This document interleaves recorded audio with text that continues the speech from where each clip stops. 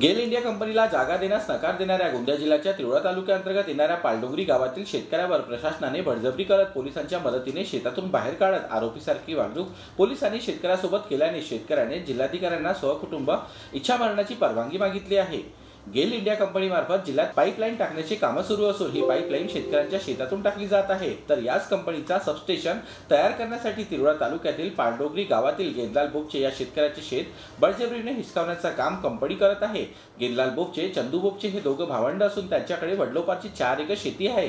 या शेतीत 12 महिने कष्ट करून आपल्या कुटुंबाचा पोट भरतात। मात्र गेल इंडिया कंपनी त्यांच्या शेतात बळजबरी करून सबस्टेशन तयार करण्यासाठी 1.5 एकर जागा अधिग्रहण करत आहे। मात्र बोपचे कुटुंबियांना ती जमीन विकायची नाही किंवा कुणाला द्यायची नसल्याने ज्या काळ्या आईने आजपर्यंत त्यांचा पोट भरला तिला विकून ते रस्त्यावर येतील म्हणून बोपचे कुटुंबियांनी जमीन देण्यासाठी विरोध केला आहे। मात्र कंपनी प्रशासनाने बळजबरी करत मोजमाप करण्यासाठी पोलीस प्रशासनाला सोबत घेत शेतकऱ्यांना त्यांच्या शेतातून बळजबरीने बाहेर काढले। जणू हे शेतकरी नसून आरोपीच आहेत अशी वागणूक पोलिसांनी शेतकऱ्यांना दिली असल्यामुळे शेतकरी कुटुंबात 12 सदस्य असून सर्वांनी इच्छा मरणाची परवानगी जिल्हाधिकाऱ्यांना मागितली आहे। हम सगळ्याची गावामध्ये दिला याच्या आम्हाला उत्तर नाही दिला। आज आत्मदह्याची त्यांना उत्तर दिला होता, त्यांना उत्तर द्यायचा होता। आज त्यांना जबरदस्तीमध्ये पोलीस घेऊन आम्हाला एवढा काम केला की घिसाटत नेऊन तो भावाचा मुलगा अपंग असून त्याले बी भावाले पोराच्या पाव खिचून त्याच्या मोच आली। आज डॉक्टरकडे गेला।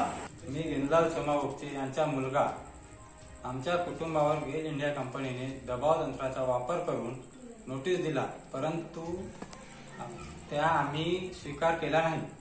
त्यांच्या दबावाने त्रस्त होऊन जिल्हा अधिकारी व संबंधित अधिकाऱ्यांना आत्मदहन करण्याची परवानगी मागितली, पण त्यांनी परवानगी दिली नाही। आज दबाव तंत्राचा वापर करून पुन्हा मार्किंग करण्याचा अयशस्वी प्रयत्न त्यांनी केला। आम्हाला गेल इंडियाकडून नोटीस येतात आणि आमच्यावर मतलब तरी आम्ही ते नोटीस स्वीकारला नाही आहे। तरी पण ते आम्ही जिल्हाधिकाऱ्यांना आत्मदहनाची परवानगी मागितली तरी त्यांना आम्हाला परवानगी दिली नाही। तर आज पोलीस आणि अनेक अधिकारी येऊन आमच्या शेतात आमच्यावर जोरजबराई करून काही कोणाला हात खिचून कोणाला काही पायांना उचलून गाडीमध्ये नेत होते। आमच्या घरात कुटुंबात दिव्यांग व्यक्ती आहेत, कोणाला दमची शिकायत आहे, कोणाला बीपीची शिकायत आहे, तरी पण त्याला पिचाडून शेतातून रोडापर्यंत नेला आणि चुन्यांना मार्किंग करण्याकरता आले होते।